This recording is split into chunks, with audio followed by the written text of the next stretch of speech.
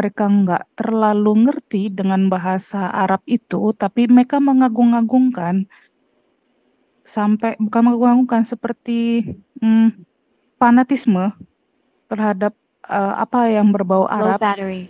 Please sehingga charge. eh, mereka sendiri pun terjadi kesalahpahaman. Contoh, untuk sholawat atau lagu, lagu rohani lah ya bahasa Iya, kitanya ya. itu tadi dibahas itu tadi, betul. Orang nyanyi lagu Lagunya, pop, lagu black kan nyanyi lagu pop pakai bahasa Arab, dikira lagi sholawat. iya, Gila ya. iya. Contohnya, oh yang kasusnya orang negro itu ya Pak ya, Iya, yang dari orang dari Somalia apa atau dari dari, mana itu? Kan iya, dibolehkan, ya. Termasuk di Arab sendiri boleh loh, kamu memperkosa kafir boleh loh di Arab itu. wah, Pembantu babu itu ya, babu TKW itu diperkosa itu, TKW lapor polisi malah digebukin sekalian loh kamu. Sama iya iya polisinya benar. sekalian, sama polisinya di penjara sekalian diperkosa lagi, dipakai lagi sama polisinya. Sama polisi Arabnya boleh. Apa dia ngaku babu gitu kan? Atau dia kafir, dia datang ke Arab diperkosa, boleh. Halal, Iya, karena nggak mereka salah. udah beli gitu.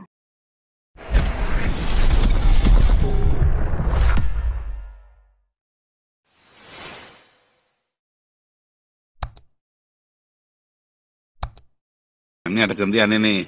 Ini ada siapa nih? Tasya dulu ya, Tasya. Silakan Tasya.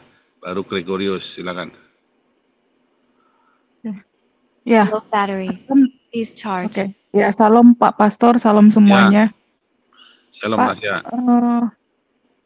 Pak, saya rasa sih memang benar ya.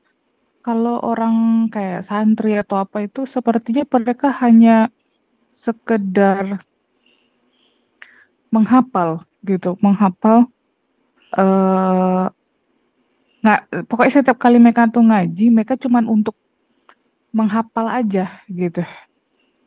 Entah itu menghafal kitab suci mereka atau hadis mereka atau apa gitu. Mereka tidak bisa mengerti itu. Nggak ngerti. Sedangkan iya, sedangkan yang saya tahu ya dari teman-teman saya yang juga pernah di Arab ya, di Arab Saudi, di Riyadh dulu, eh, dia bilang bahasa Arab itu ada dua jenis. Bahasa Arab yang memang untuk resmi, sama bahasa Arab untuk yang bahasa sehari-hari. Nah, jadi Pak, mungkin karena mereka nggak terlalu ngerti dengan bahasa Arab itu, tapi mereka mengagung-agungkan sampai bukan mengagung-agungkan seperti mm, fanatisme terhadap apa yang berbau Low Arab, battery. Please sehingga charge. eh, mereka sendiri pun terjadi kesalahpahaman. Contoh, untuk sholawat atau lagu, lagu rohani lah ya bahasa kitanya Iya, ya. itu tadi dibahas itu tadi, betul. Orang nyanyi lagu Lagunya, pop, lagu black kan nyanyi lagu pop pakai bahasa Arab, dikira lagi sholawat. iya, Gila ya. iya. Contohnya kayak yang terakhir ini aja ada namanya si Sirin, namanya penyanyi dari Mesir itu. Dia kan judul lagunya tuh Ali Baha. Nah, Ali Baha ini kan lagu tentang eh, sepasang kekasih yang saling menyayangi tapi tidak kesampaian. Nah, itu ada di solawat lagi gitu. Itu tadi tiba ada dibahas di Instagram. Nanti saya share juga di grup atau di Zoom ini itu. Jadi yang benar-benar ahli bahasa aja sampai ketawa gitu tentang ini. Soalnya gini loh, lagu itu dinyanyikan di konser, sedangkan di kita itu jadi apa? Di hadroh gitu, di apa ya? Bahasa ya bahasanya eh, resmi untuk pesantren gitulah acara gitu. Namanya hadroh ya. Jadi saya bingung. Udah banyak gitu lagunya gitu ya. Seperti misalkan oke lah kalau ya tap oke lah itu udah pada ini ya, udah pada tahu gitu. Itu orang Kristen Ortodoks yang nyanyiin. Tapi kalau kayak si Sirin, terus si siapa namanya? Em, siapa kemarin tuh ya muka muka muka de Mayas yang orang Syria itu ya, banyak gitu. Itu apa ya? Mereka pakai bahasa Arab yang benar-benar murni gitu. Dan dia bahasa Fusha namanya atau bahasa sehari-hari gitu. Jadi kalau menurut saya sih tolong dipelajari lagi gitu. Jangan dicampur kalau memang fansnya Arab ya, tolong jangan dicampur bahasa sehari-hari sama bahasa resmi gitu. Ya, oke lah. Sorry, saya edit bukan bahasa Fusha. Fusha itu untuk bahasa agama. Ada satu lagi saya lupa. Jadi ada 2 jenis dia ini. Sama kalau kayak di Jawa itu bahasanya itu ada tingkatan-tingkatannya. Itu kan, ya kan, yang halus, yang sedang, yang untuk yang sesama gitu kan, sama teman tuh ada beda. Nah, di Arab tuh juga ada bahasa resmi, bahasa sopannya, bahasa resminya. Biasanya itu untuk literatur, untuk buku agama, ya, sama bahasa sehari-hari. Tolong dipelajari baik-baik kalau memang pengen tetap fans sama yang namanya Arab ya. Tapi kalau menurut saya sih dari segi apapun tidak bisa gitu loh Pak untuk di fanskan gitu ya. Dari segi apa? Dari segi Dari segi hakikat untuk perempuan dan laki-laki nggak akan pernah bisa. Yang seperti saya jelaskan kemarin, perempuan itu tetap di bawah telapak kaki laki-laki gitu, nggak akan pernah bisa dihargai perempuan itu. Mau apapun omongannya, nggak akan pernah bisa. Contohnya apa? Poligami satu, ya. Yang kedua, nikah. Baru-baru ini ada kasus tuh anak umur 12 tahun ya di Madura dinikahkan sama laki-laki dewasa umur berapa gitu, saya lupa. Ditunangan kan di Madura sana. Jadi kalau eh, waktu ditanya, waktu ditanya itu ini azasnya dari mana gitu. Ya dari kisah Nabi gitu sama Siti Aisyah katanya gitu. Kan sudah boleh, sudah akil balik katanya gitu. Ya, aku pun bingung gitu. Anak baru tamat SD, kok langsung dinikahin gitu kan. Yang penting udah mens gitu kan. Lucu gitu kalau menurut saya. Nah, itu yang pertama. Itu yang pertama dan yang kedua. Terus lalu eh, ada penelitian, Pak. Ya, TKI atau tenaga kerja, entah itu pembantu atau tenaga ahli ya, mau soft skill atau yang hard skill ya. Nah, tetap negara Arab itu akan memberikan harga murah, upah yang murah ya. Halo Pak, Ya, ya, upahnya murah ketimbang negara-negara yang mereka sebut kafir. Jadi kemarin itu ada eh, namanya Alman Mulyana ya. Eh, Kalau nggak salah beliau sudah 10 tahun lebih tinggal di Arab Saudi. Jadi beliau ada podcast, saya lupa kalau nggak salah ada judulnya Solusi gitu loh di YouTube itu. Nah, beliau ini Mas Alman Mulyana ini ngomong kalau mau nyari duit jangan pergi ke negara Arab. Kenapa? Karena upah itu sangat murah di situ. Kenapa? Karena kita ini statusnya itu adalah budak gitu. Budak itu murah harganya. Nah, kalau di negara kafir contohnya kayak Belanda lah, Bapak ya sekarang ya di Belanda. Itu ada hukumnya, jelas.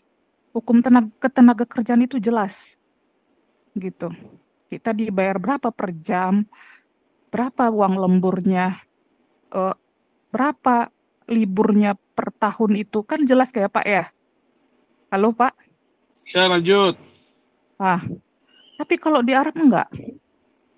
Ada Mas Mulyana juga bilang, Alman Mulyana ya, juga ngomong di podcast itu bilang eh, ada temannya, entah teman entah keluarganya bilang kan, kalau misalkan ke Arab sekalian bekerja ke Arab Saudi ya, bekerja sambil ibadah, itu gimana? Bisa nggak? Kan bisa gitu kata kata keluarganya itu kan. Nanya ke si Alman, Mas Alman ini, nggak bisa. Majikan, memang tidak semua majikan, tapi ada majikan yang bilang, kamu datang ke sini mau saya gaji untuk kerja atau untuk beribadah gitu. Karena kan ada yang sambil mungkin umroh, kerja sambil umroh gitu kan, keinginannya gitu ke tanah suci kan. Nggak bisa, kerja ya kerja. Mereka merasa rugi kalau 1 sen itu keluar gitu loh. Gitu. Kalau dibilang Arab itu royal, ada yang royal. Manusia itu kan ada yang royal, ada yang pelit, ada yang kikir gitu. Tapi kalau statusnya sebagai seorang, maaf kata ya, babu ya, atau tenaga TKI lah gitu bahasa halusnya ya. Mereka kan perhitungan. Itu Arab itu 11-12 seperti orang Arab, seperti seorang orang India. Nah, pelit gitu. India mayoritas sih, India terus Arab itu biasanya gitu.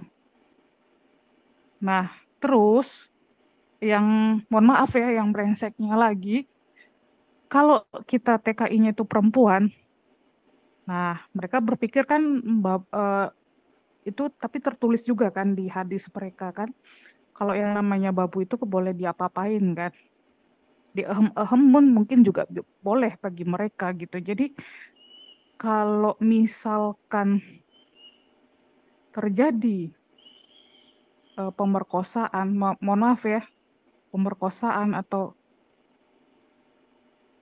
majikan yang pengen minta ML gitu ya, pengen minta ehem-ehem, ya mau nggak mau harus dikerjakan. Karena apa? Karena ya gue beli gitu, lu babu gua gitu kan, bahasa bahasa kasarnya gitu sama mereka gitu. Tapi kalau pembantu di negara kafir ya, kita dibayar per jam berapa sekian, terus uang makannya, uang transportnya, uang apa lagi, uang lemburnya kalau melewati jam yang udah ditetapkan. Ya kan jelas gitu aturannya. Tapi kalau di Arab enggak. Perhatikan lah Pak. Udah murah, udah kecil, murah, nggak bisa ngapa-ngapain kita, mau mau tadinya mimpinya mau umroh atau naik haji kan, nggak bisa gitu. Jadi lebih mending kalau mau jadi TKI ya ke negara kafir gitu. Iya kan? Ke Belanda, ke Eropa, ke Korea. Even though katanya Korea itu keras, masih lebih layak gajinya dari Arab ya.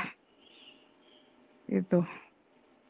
Minimal mereka itu kalau, mohon maaf ya, kemarin saya dapat dari YouTube itu minimal 20 juta ada. Tapi kalau di sana udah multitasking tuh. Sama nih kelakuan orang Arab nih sama orang Indo. Udah multitasking, gajinya belum tentu dapat 2 digit. Sekitar 6-an lah gitu. 6 apa 7 gitu. 6-6,5 gitu. Sangat pelit. 11-12 kayak orang India. Tapi nggak semua India sih. Tapi mayoritas sih. Itu Gitu sih Pak. Oh ya satu lagi ada tadi itu nggak tadi sih, kemarin juga dapat. Jadi gini Pak, kalau sistemnya orang Arab itu bukan orang Arab sih, maaf, maaf ya, Muslim gitu ya. Mereka kalau misalkan laki-laki Muslim nih, misalkan mereka ML gitu ya, ehem-ehem sama wanita kafir gitu ya, itu nggak masalah mereka, anaknya pun nggak dianggap pun juga nggak masalah, Pak, gitu. Yang aku pernah nonton itu kemarin di YouTube gitu ya, sama ada baca artikel juga gitu. Selagi mereka beda agama gitu, nggak dibiayai pun nggak masalah. Nah, tapi kalau misalkan wanita ini mau masuk Muslim, nah itu baru. Tapi, ini ada tapinya nih. Kalau misalkan anaknya itu mau nikah, nggak bisa walinya bapaknya atau ibunya gitu. Karena mereka hasil dari perzinahan gitu. Jadi laki-laki Muslim ini dia bisa sesuka hati mereka mau ngesek sama siapa aja. Itu yang saya dapat sih kemarin gitu. Jadi mau berapa kali mereka ML sama wanita kafir gitu ya, anaknya nggak dianggap pun itu nggak masalah gitu. Paling cuma dosa zina gitu, nggak ditanggung jawabin. Beda sama orang cowok bule gitu ya, anaknya hasil kumpul kebo tapi tetap dibiayai kan, gitu. Karena prinsipnya bukan sekedar zina Bagi gitu, orang mereka nggak Arab itu kena. bukan dosa zina loh. Halal loh. Kamu nidurin pembantu itu halal loh. Iya, Sunah Rasul itu. tapi kalau wanita kafir Pak, itu Halal. mereka cuma tersangkut tersangkut zina aja gitu, Enggak. Kalau kamu di Arab itu ada wanita kafir diperkosa itu loh. Itu kemarin di Swedia sama di ini loh di Jerman. Ya, di Denmark sama di Jerman. Kenapa kamu memperkosa? Mm. Karena di negara kami memperkosa kafir itu boleh. Oh, yang kasusnya orang negro itu ya Pak ya, Iya, yang dari orang Bulgaria Somalia apa atau dari dari mana? mana itu? Kan Iya. dibolehkan. Ya, termasuk di Arab sendiri boleh loh. Kamu memperkosa kafir boleh loh di Arab itu. Pembantu Waduh. babu itu ya, babu TKW itu diperkosa itu TKW lapor polisi malah digebukin sekalian loh kamu. Sama Iya, iya polisinya bener sekali, Pak. sama polisinya di penjara sekalian diperkosa lagi, dipakai lagi sama polisinya. Sama polisi Arabnya boleh. Apa dia ngaku babu gitu kan? Atau dia kafir, Mm. dia datang ke Arab diperkosa, boleh. Halal, Iya, karena nggak mereka salah. udah beli gitu. Lu udah digaji gitu, udah dibeli, udah kontrak ke saya gitu. Barang milik saya. Jadi saya bisa pakai kamu gitu. Mereka pikirannya gitu ke babu, gitu loh, Pak. Tapi kalau di luar negeri kan nggak bisa kayak gitu. Walaupun itu pembantu rumah tangga ya, ART, bener-bener dihargai, dianggap bener-bener keluarga gitu. Mayoritas mereka kayak gitu, Pak. Emang ada yang baik gitu ya. Satu dua orang mungkin ada orang Arab yang baik, tapi kebanyakan kebanyakan yang brengsek kayak gitu, Pak. Kebanyakan. Makanya berkasus kan terus di Arab Saudi sana. Karena apa? Karena kamu sudah ibaratnya istilahnya akad ya, akad. Kamu saya sudah beli, saya sudah kasih uang, sudah saya kasih upah gitu dari agen itu, sudah ada akadnya resmi. Ya kamu kalau mau saya apa-apain juga, mau saya pakai juga itu halal gitu kan. Kamu sudah jadi barang milik saya gitu. Sampai kontrak itu habis. Nah itu. Jadi serem ya mereka ini gitu. Nggak apa ya, tidak tidak bisa menghargai orang gitu. Itu dia. Oh, saya baru tahu loh Pak kalau memperkosa orang wanita kafir tuh halal. Baru tahu saya. Hmm, boleh ya. Nanti, oh, Ini di tapi Somalia yang ini kita, sekarang menjadi pemerkosaan itu menjadi epidemik katanya ya. Gejala pemerkosaan. Ya, hmm, nih. saya Ngerti serem loh. juga ya. Itu sudah 2 kali terjadi di Eropa itu. Di Makanya, Paul, tiap hampir tiap bulan itu berita pemerkosa itu. iya. Nih, Kalau di Australia dibilang ya orang mana. Kalau di Belanda nggak boleh loh diomongin orang hitam, orang apa, orang dari negara mana nggak boleh loh. dari negara mana? Cuman nanti kita udah lama kita baru tahu oh itu dia melakukan adalah orang Maroko. Oh dia melakukan adalah orang dari mana gitu kan. Nah ini loh why has rape become an epidemic in Somali society? Ya, right now there is movement taking place on social media in Somalia. The victim breaking her silence and recounting her ordeal to an online American newspaper, Muna Ahmed's story. Ya, it's just tip of an iceberg, puncak gunung es itu ya. The true extent of rape and sexual violence in Somalia would shock the rest of the world. We may never know the exact number of Somali women, children, and men who have fallen victim to sexual violence. Ya, jadi terutama ya, terutama orang-orang yang convert jadi Kristen pasti diperkosa, ya, pasti diperkosa, ya. Ini contohnya nih salah satunya nih Somali convert beaten and raped in Kenya refugee camp. Ya, gara-gara dia jadi Kristen. Ya, gara-gara dia jadi Kristen diperkosa dia. Nah, Di sini ada salah satu mamanya orang Indonesia ya Pak Paul, ya pacaran sama orang Syria ya. Akhirnya dia terlibat dalam narkoba sampai dibawa ke polisi ya. Untungnya udah direhabilitasi, anak itu kembali normal. Itu orang dipulangkan ya. Sistem mereka begitu di sini.